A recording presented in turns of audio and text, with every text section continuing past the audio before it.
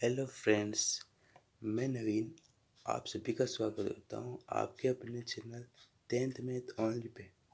आज मैं 10th के एक इम्पोर्टेंट टॉपिक द्विघात समीकरण को पढ़ाऊँगा जो परीक्षा की दृष्टि से एक इम्पोर्टेंट टॉपिक है। इस टॉपिक से 9 नंबर के क्वेश्चन आएंगे। अगर इस टॉपिक को आपने ध्यान से समझ लिया तो आपका एक भी क्वेश्चन गलत नहीं होगा और एक भी नंबर नहीं कटेगा। चलो स्टार्ट करते हैं आज के इस टॉपिक को। ये एग्जाम्पल नंबर 2 का फर्स्ट है। इसको देखते हैं। यह x-2 का square whole square plus 1 equal to 2x-3। अब इसको देखते हैं। ये हो गया x-2 यानी x square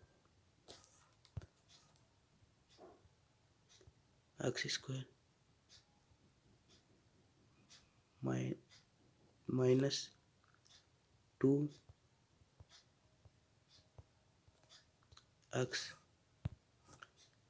into x into 2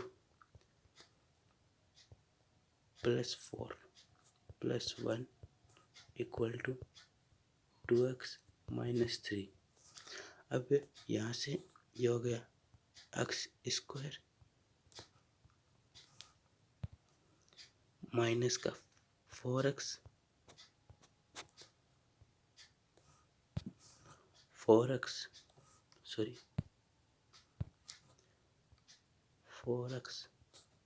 plus 4 plus 1 plus 3। यहाँ पर आएगा -2x।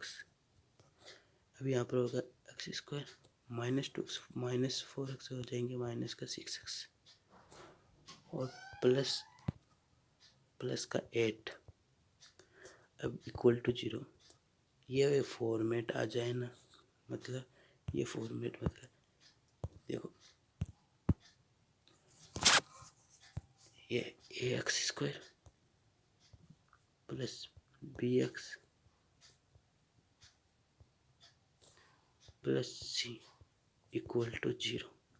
अगर कहीं पे भी ये फॉर्मेट आ जाए, जरूरी नहीं यहाँ पर प्लस की जगह माइनस भी हो सकता है। पी की वैल्यू माइनस में आए तो यहाँ प्लस की जगह माइनस हो सकता है, सी की वैल्यू माइनस आए तो यहाँ प्लस की जगह माइनस हो सकते हैं। लेकिन एक बात ध्यान रखना, ए इक्वल टू 0 नहीं आना चाहिए। अगर ऐसा हुआ तो यह द्विघात समीकरण नहीं है। तो इस क्वेश्चन में ऐसा नहीं है। इसमें ए की वैल्यू 1 है, बी की वैल्यू माइनस का 6 है और सी की वैल्यू 8 है, इसलिए ये द्विघात समीकरण है। अब सेकेंड क्वेश्चन को समझते हैं। इसमें पहले x को x प्लस 1 से मल्टीप्लाई करने पर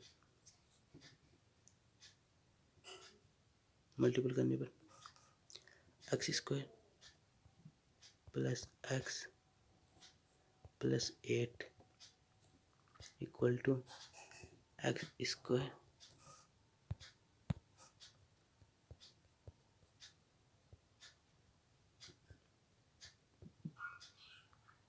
प्लस माइनस का 2x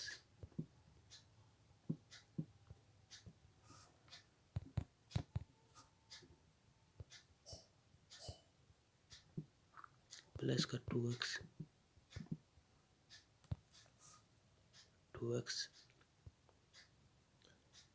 माइनस का 4।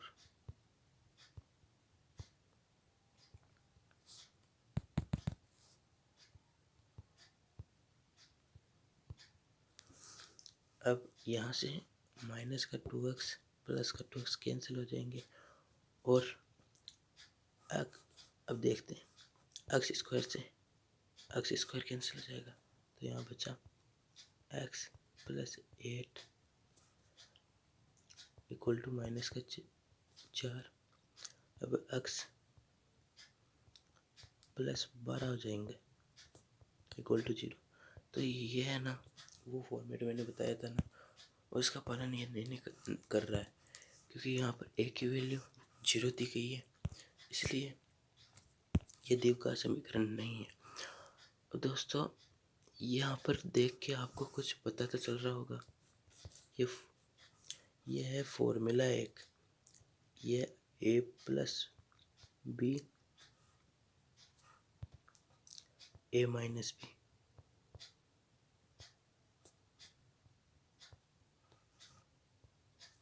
ये फॉर्मूला है A square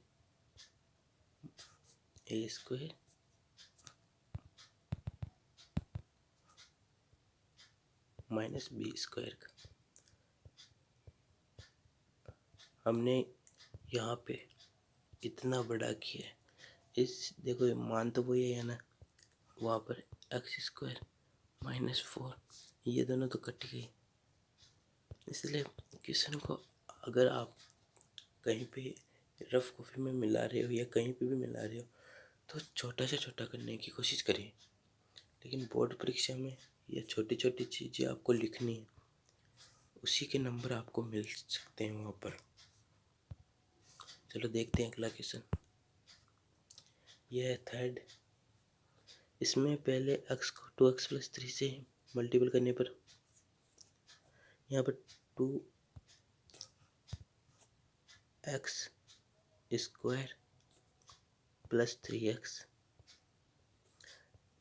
equal to x square plus 1। अब एक्स स्क्वायर को यहाँ पर लाने पर 2x square plus 3x minus x square minus का 1, 2x square minus x square, ये हो जाएगा एक्स स्क्वायर, सॉरी ये आ जाएगा एक्स स्क्वायर माइनस का 1 यहाँ plus 3x minus 1 equal to 0। अब यहाँ पर हमारी वो फॉर्मेट आ गई है, इसलिए एक द्विघात समीकरण, इसमें ए की वैल्यू 1, बी की वैल्यू भी 3 और सी की वैल्यू माइनस का 1। चलो अगला क्वेश्चन देखते हैं। ये फोर्थ है। इसमें x प्लस 3 का क्यूब, यहाँ पर x का क्यूब प्लस 8 यानी 2 का क्यूब प्लस 3a स्क्वायर यानी एक्स स्क्वायर इंटू b यानी 2 plus 3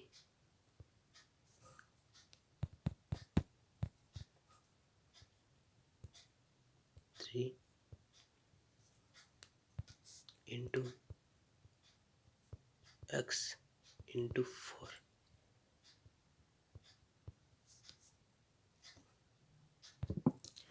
equal to x cube minus का 4। अब यहाँ से एक्स क्यूब से एक्स क्यूब कैंसिल हो गया और 3 यानी ये होगा 6x स्क्वायर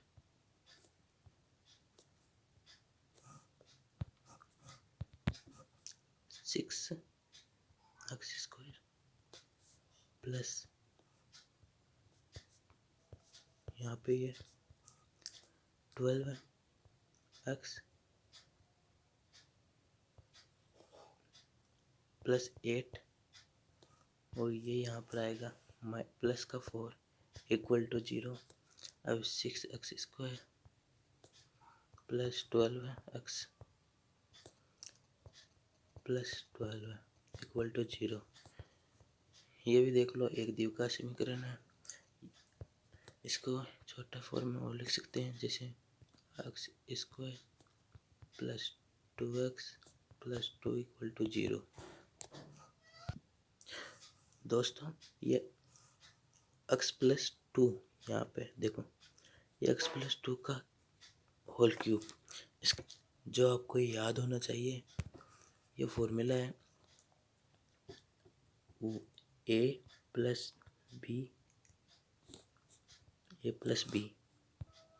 का cube whole cube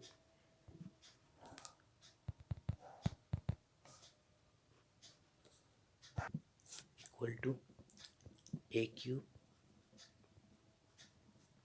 plus B cube plus 3 into A square B plus 3 into A B square. या तो ये याद रख लो, या इसी का दूसरा है a cube plus B cube plus यहाँ से 3a और यहाँ से 3b कॉमन लेने पर मतलब यहाँ से 3ab कॉमन आ जाएगा। 3ab बचेगा क्या, यहाँ पर ए स्क्वायर का ए, यहाँ पर बी स्क्वायर का बी मतलब प्लस बी। या तो ये याद रख लो या ये, दोनों इम्पोर्टेंट है, आपकी मर्जी आप कौन सा याद रखोगे। यहाँ पर प्लस है तो यहाँ पर माइनस का भी एक फॉर्मूला होगा। इसका फॉर्मूला है ए माइनस बी का cube equal to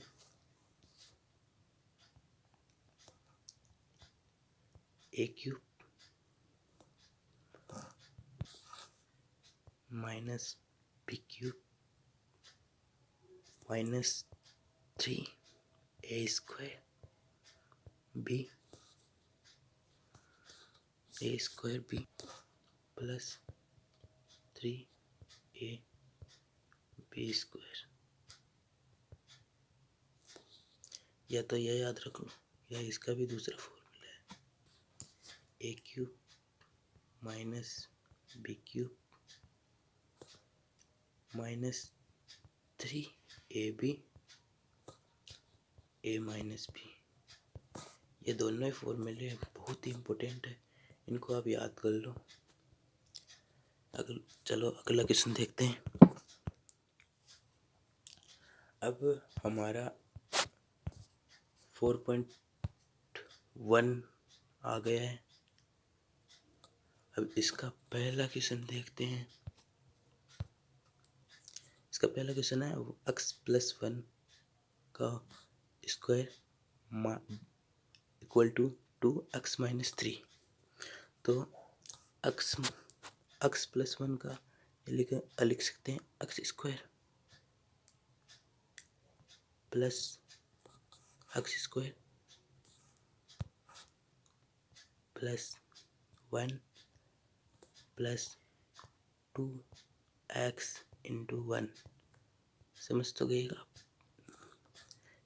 A square plus b square a square plus b square plus 2ab okay equal to 2x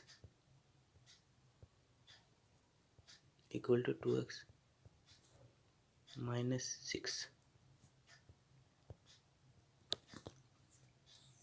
अब यहाँ से x square plus 1 plus 2x equal to 2x minus 6। 2x से 2x cancel हो जाएगा, ये यहाँ आ जाएगा तो x square plus 7 equal to 0। तो यहाँ दोस्तों ये द्विघात समीकरण नहीं है, क्योंकि यहाँ पर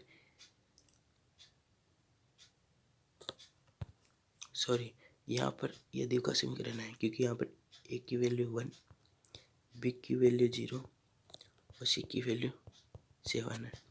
ये कोई मैटर नहीं करता कि बी की वैल्यू 0 है या सी की वैल्यू 0।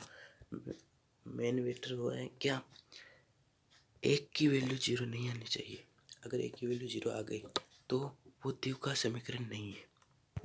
अगला क्वेश्चन देखा, x square minus 2x equal to minus 2 bracket 3 minus x. इसको सॉल्व करते हैं। एक्स स्क्वायर माइनस 2x, इस माइनस 2 को अंदर इंटू करने पर माइनस का 6 माइनस माइनस प्लस 2x। अब दोस्तों आप ऐसे नहीं इसको कैंसिल कर दे, क्योंकि इनका चिन्ह सेम नहीं है। अगर ये प्लस में होता तो कैंसिल कर देते। अब यहाँ पर एक्स स्क्वायर माइनस 2x, अब इनको यहाँ पर लेने पर माइनस का 2x प्लस 6 इक्वल टू 0। अब यहाँ से एक्स स्क्वायर माइनस का 4x प्लस 6 इक्वल टू 0। ये द्विघात समीकरण है। इसमें ए की वैल्यू 1, बी की वैल्यू -4 और सी की वैल्यू 6 दी हुई है। अगला क्वेश्चन है 2x minus 1 into bracket x minus 3 equal to x plus 1 bracket x minus 1। इसको सोल्व करते हैं। पहले 2x को x से मल्टीप्लाई करने पर 2x स्क्वायर, 2x को -3 से माइनस का 6x और -1 को x से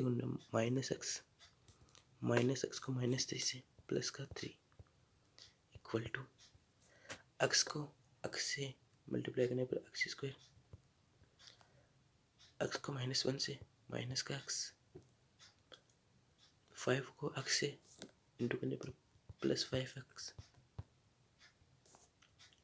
और 5 को -1 से माइनस का 5।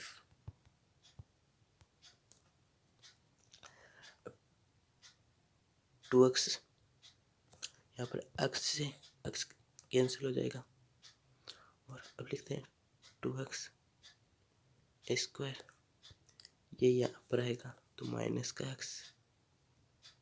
स्क्वायर माइनस का 6x, ये भी यहाँ पर आएगा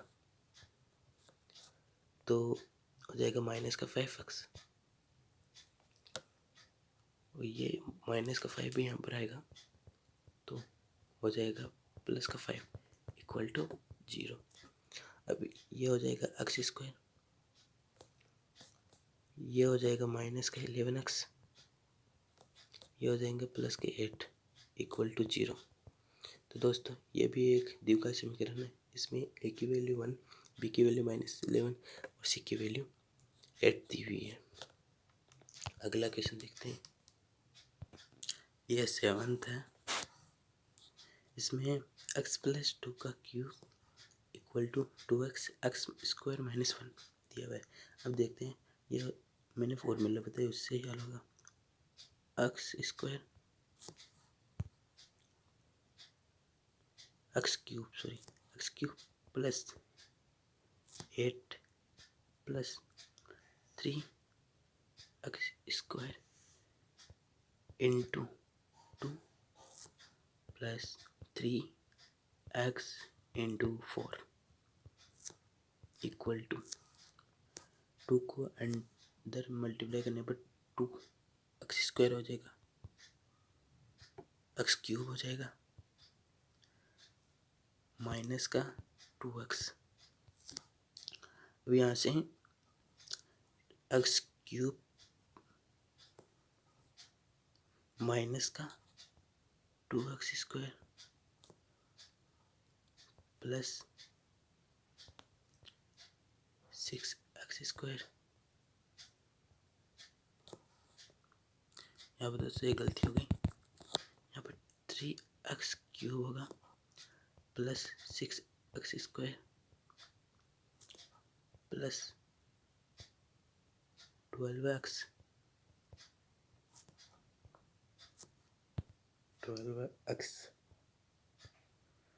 इक्वल टू नहीं प्लस का 2x equal to 0।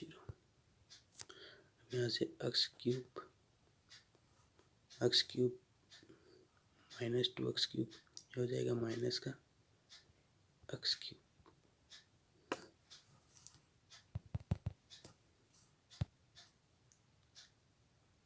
Plus 6x square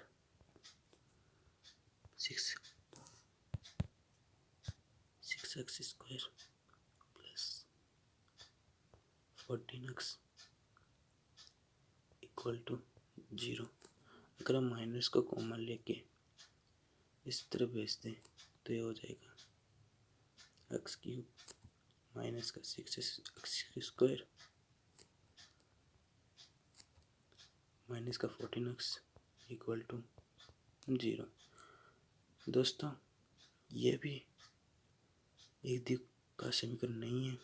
यहाँ पर दोस्तों +8 आएगा, +8 इसके आगे ये द्विघात का समीकरण नहीं, क्योंकि है ना यहाँ पर x³ हमारे पास समीकरण आनी चाहिए थी ax² + bx + c equal to 0। यहाँ पर एक क्यूब आई है, a² भी आया है, लेकिन यहाँ पर एक क्यूब आया है, इसलिए ये नहीं है द्विघात समीकरण। चलो अगला क्वेश्चन देखते हैं। अगला क्वेश्चन है x³ - 4x² - x + 1 equal to x - 2 का होल क्यूब। अब इसको सरल करते हैं। x³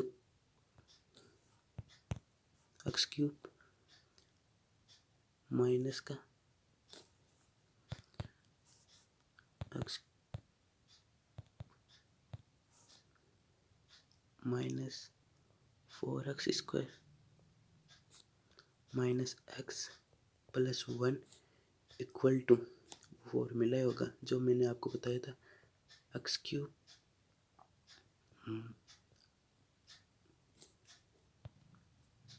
माइनस के 8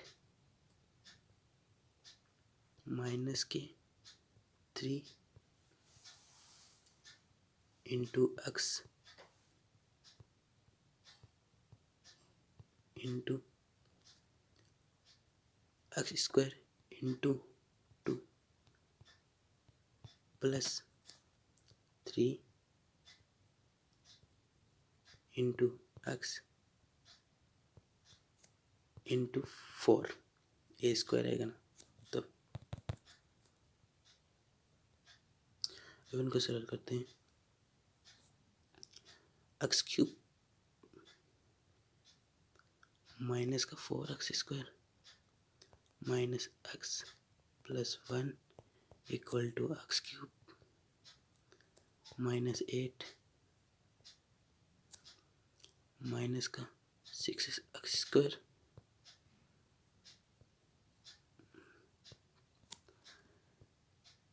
प्लस का 12x। अब यहाँ से x³ से x³ कैंसिल हो गया, x² को यहाँ लाने पर माइनस का 4x² प्लस का 6x² माइनस का x 12x को इस तरफ लाने पर माइनस के 12x + 1 माइनस के 8 को इस तरफ लाने पर प्लस के 8 इक्वल टू 0। अब यहाँ से ये हो जाएगा 2x² माइनस का 4x² प्लस 6x² हो जाएंगे 2x² माइनस x माइनस का 12x ये होगा माइनस का 13x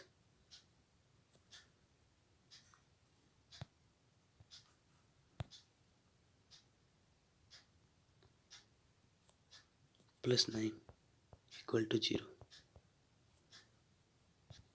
तो दोस्तों यहाँ पर a equal to not equal to 0 है, इसलिए ये द्विघात समीकरण है। चलो अगला क्वेश्चन देखते हैं। अब है 4.1 का सेकंड क्वेश्चन। इसमें दिया गया निम्न स्थिति को द्विघात समीकरण के रूप में निरूपित कीजिए। एक आयताकार भूखंड का क्षेत्रफल 528 मीटर स्क्वायर है। क्षेत्र की लंबाई मीटरों में, चौड़ाई के दुगुने से 1 अधिक है। हमें भूखंड की लंबाई और चौड़ाई ज्ञात करनी है। तो दोस्तों अगर हम यहाँ पर चौड़ाई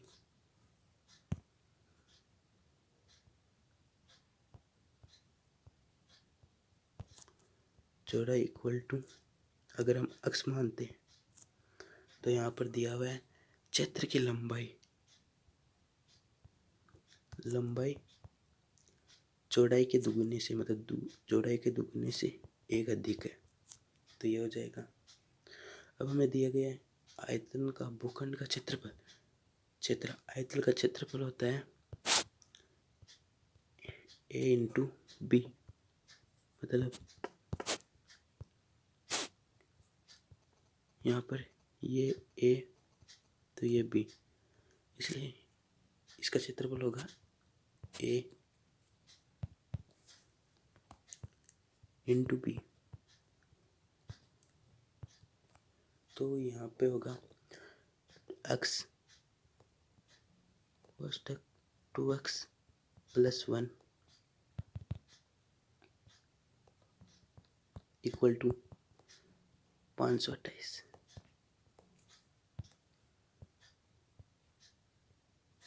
अब x को अंदर मल्टीप्लाई करने पर 2x स्क्वायर प्लस x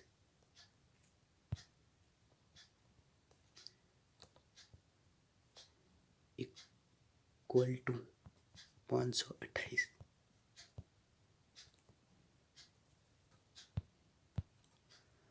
अब देखो ये इस तरफ लिख लेते हैं, वो 2x square plus x equal to 528। 2x square x plus x minus इस तरफ लाने पर 528 equal to 0।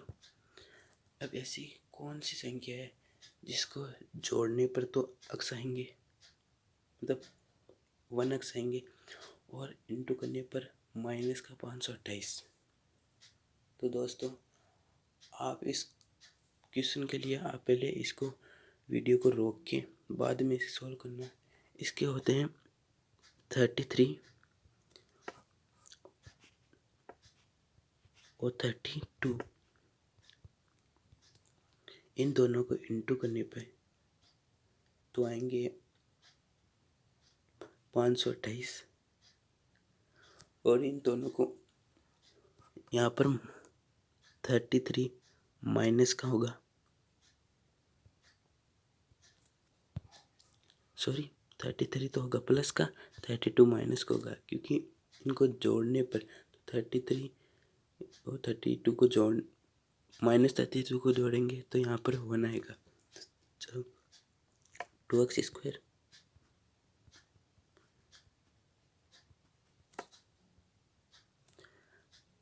Plus 33x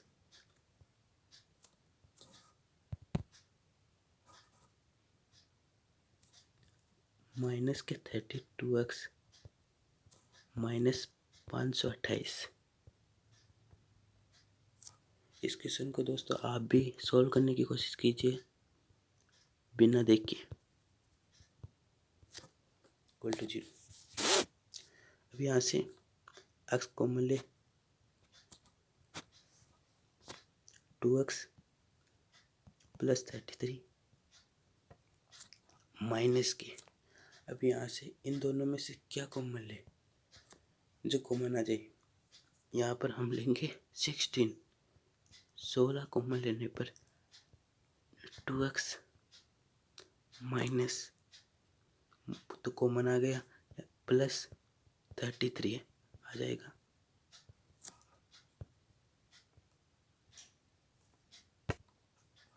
equal to 0। ये दोनों सेम आने चाहिए तभी ये सही होगा। अब x माइनस 16 x माइनस 16 इसलिए लिए क्योंकि 2x प्लस 13 कॉमन लेंगे तो बचे क्या, x माइनस 16 बचेंगे, इक्वल टू 0। अब यहाँ पे x माइनस 16 इक्वल टू 0 लेने पर x की वैल्यू क्या आएगी, 16 और 2x प्लस 33 .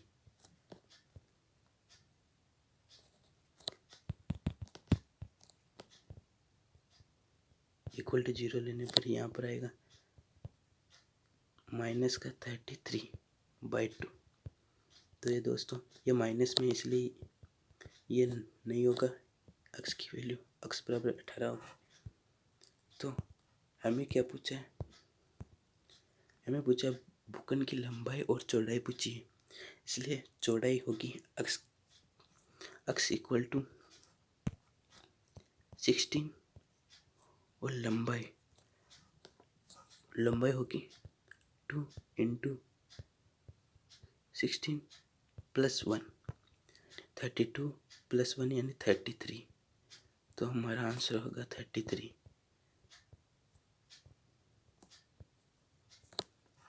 चलो अगला क्वेश्चन देखते हैं दोस्तों।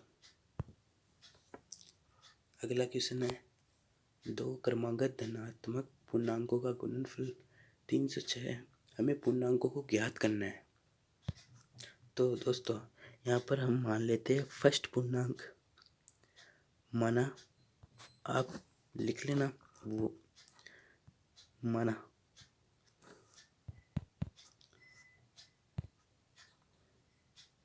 वाना आप लिख लेना, क्योंकि मैं भी लिख देता हूँ। माना फर्स्ट या पहला पूर्णांक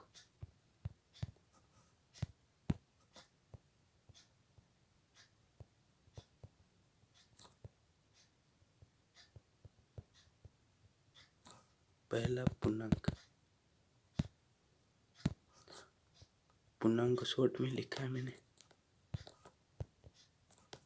इक्वल टू x। तो सेकंड होगा दूसरा पूर्णांक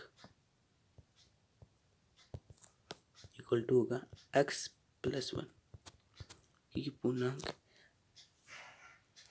पहला x होगा तो दूसरा x प्लस 1 ही होगा।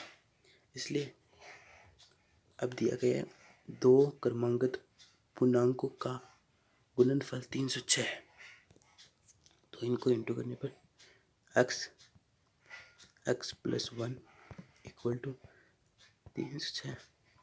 अब इनको इंटू करने पर एक्स स्क्वायर प्लस x, इसको इस तरफ लाने पर माइनस का 306 इक्वल टू 0। अब इसको सरल करने पर ऐसी कौन सी संख्या है जिसको जोड़ने पर तो x आएंगे और इंटू करने पर माइनस 306 आएंगे। इस वीडियो को रोक के आप ज़रूर इसको देखें दोस्तों। मैं उम्मीद करता हूँ आपने इसे रोक के ज़रूर देखा होगा कि कौन कौन सी संख्या होगी। मैं बता देता हूँ, इसमें संख्या होगी एक तो होगी 18,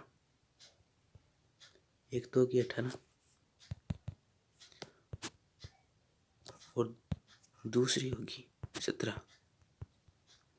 इसमें दिया जोड़ने पर प्लस के 1 होंगे, मतलब यहाँ पर 18 प्लस में 17 माइनस में होंगे, और इंटू करने पर 306 होंगे। तो 18 और इंटू माइनस 17 को इंटू करने पर हमेशा 306 आएंगे। इसलिए x square plus 18x minus का 17x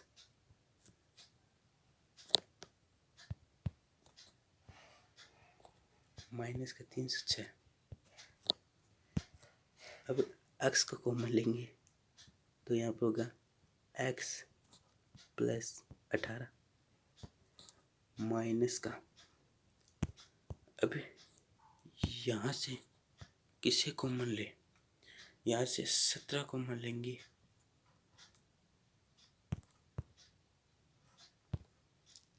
तो यहाँ पर 17x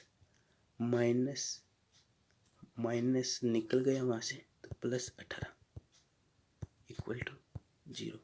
अब x माइनस 17, और आपको मुझे पता है ऐसे समझ में नहीं आएगा इसलिए रुक जाओ। हम x प्लस 18 यहाँ से x प्लस 18 और यहाँ से x प्लस 18 को कॉमन लेंगे तो बचे x प्लस 18। तो यहाँ क्या बचे x माइनस 17। अगर यहाँ से हमने ये कॉमन ले लिया तो ये दोनों बचे ना इक्वल टू 0। तो x प्लस 18 इक्वल टू 0 है, तो x की वैल्यू -18 और x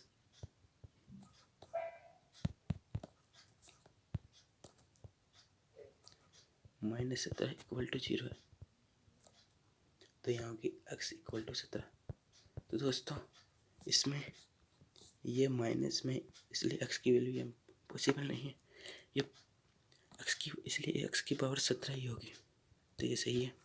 अब देखते हैं यहाँ पर पूछा था हमें पूर्णांकों का ज्ञात करना है, मतलब उनका मान ज्ञात करना है। तो पूर्णांकों का पहला 17, दूसरा होगा 18।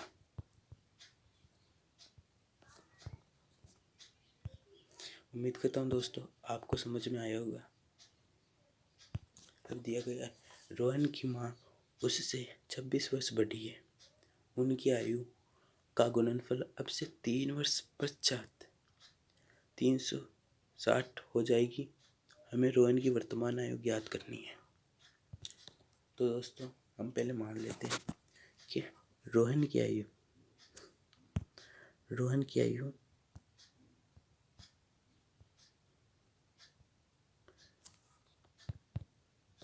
अक्स है, रोहन की आयु हम अक्स मान लेते हैं। तो रोहन की माँ की आयु एक्स प्लस 26, क्योंकि वो 26 वर्ष बड़ी है। अब यहाँ दिया गया है 3 वर्ष पश्चात, मतलब 3 वर्ष बाद में, 3 वर्ष बाद में रोहन की आयु हो जाएगी एक्स प्लस 3 और रोहन की माँ की आयु हो जाएगी, ये मदर लिख दो, एम लिख दो तो माँ समझने,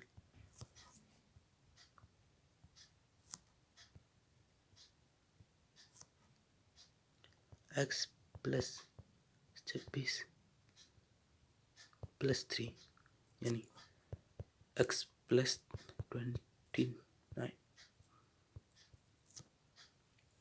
अब दिया गया 360 हो जाएगी, 3 वर्ष के पश्चात 360 हो जाएगी, मतलब एक्स प्लस 3 और एक्स प्लस 29 इक्वल टू 360। अब ये वही आ गया दोस्तों, इसको सोल्व करेंगे तो हमें आंसर मिल जाएगा। तो चलो सोल्व करते हैं। अब पहले वो लिख लेते हैं x plus 3 x plus 29 equal to 6। X को यहाँ एक्स को 29 से इंटू करने पर प्लस का 29x,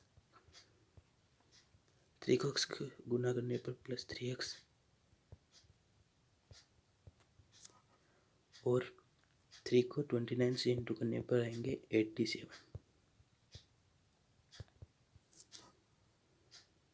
इक्वल टू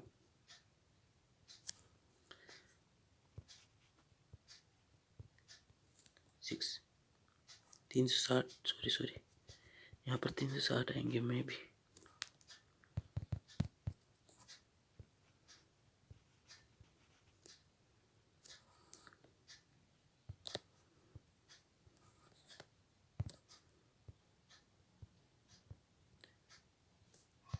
आ गए।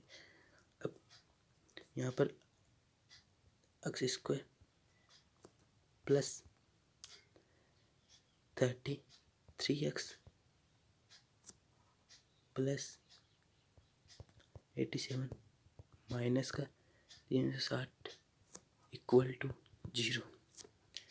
अब 87 यानी 87 में से 360 या 360 में से 87 माइनस करेंगे तो ये आएगा x square plus 33x minus का, क्योंकि बड़ी संख्या माइनस की है तो 273 इक्वल टू 0।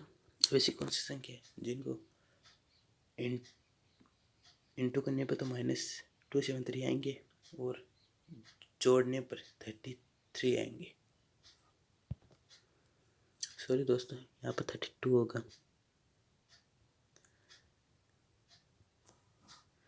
एक मिनट,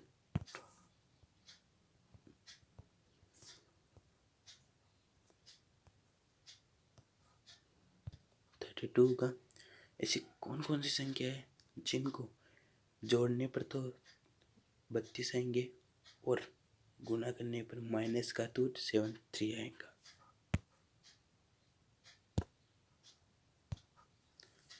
तो आप दोस्तों सोचने की कोशिश कीजिए कि ऐसी कौन कौन सी संख्या होगी, और इस वीडियो को रोक के आप एक बार ज़रूर इस क्वेश्चन को हल करो।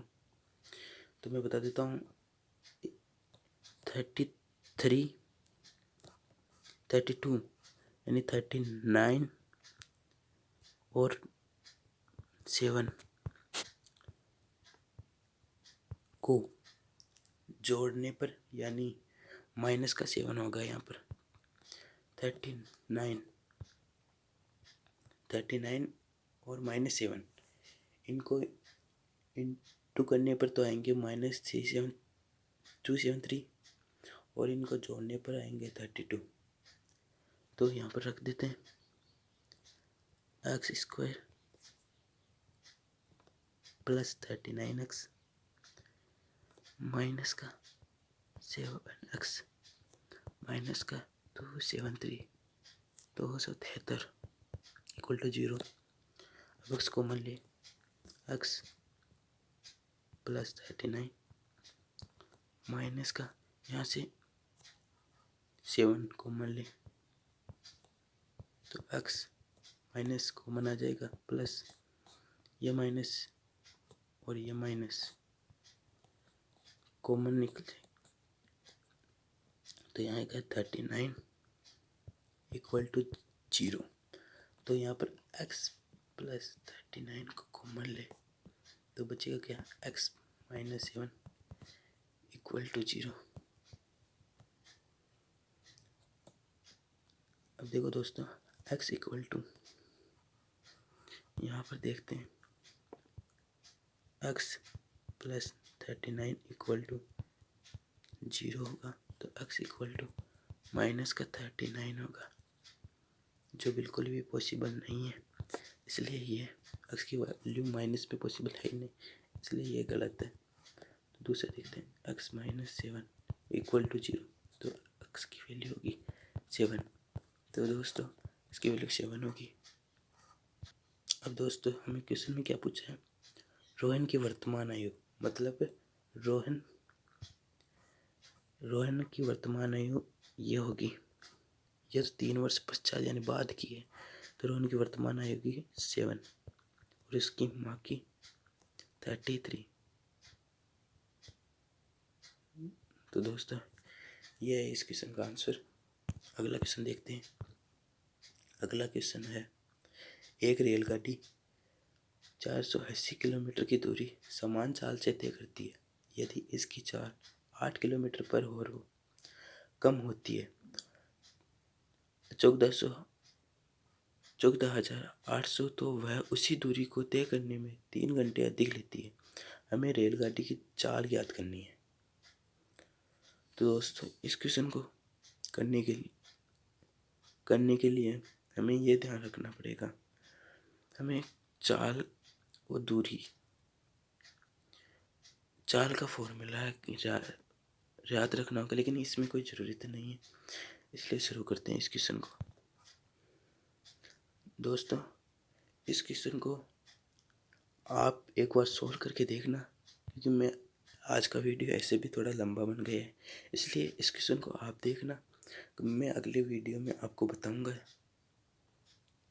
अगर आपको हमारा ये वीडियो अच्छा लगे तो लाइक सब्सक्राइब कीजिए और दोस्तों को शेयर कीजिए, क्योंकि 10th की आने वाली परीक्षाओं में ये क्वेश्चंस बहुत इम्पोर्टेंट है। मतलब आपको हर क्वेश्चन में शॉर्ट से शॉर्ट्स करने की कोशिश करूँगा। इसमें आपको हर फॉर्मूला बताऊँगा जो इम्पोर्टेंट है, और इसमें मैं आगे चल के आपको इम्पोर्टेंट टॉपिक्स बताऊँगा, जो इम्पोर्टेंट टॉपिक्स है जो 2-3 महीने में आने वाले 10th की परीक्षाओं में इम्पोर्टेंट है। ओल्ड पेपर क्वेश्चन यानी प्रीवियस ईयर्स क्वेश्चन बताऊंगा, मॉडल पेपर के इम्पोर्टेंट क्वेश्चन आपको बताऊंगा और इम्पोर्टेंट नोट्स आपको मैं एक पेज और दूंगा, इसी में मेरे चैनल में मिल जाएगा। मैं आपको एक पेज दूंगा जिसमें फॉर्मूले हो, इस टॉपिक के इम्पोर्टेंट फॉर्मूले हो। तो धन्यवाद दोस्तों, आज का वीडियो यहीं समाप्त करते हैं। आपके इतने प्यार के लिए बहुत धन्यवाद। गुड बाय दोस्तों। और इन क्वेश्चन को आप बार बार करने की कोशिश कीजिए, क्योंकि हम अगर इन्हीं क्वेश्चन को बार बार करेंगे तो हमारे क्वेश्चन बहुत मजबूत हो जाएंगे और उनकी वैल्यू चेंज होगी।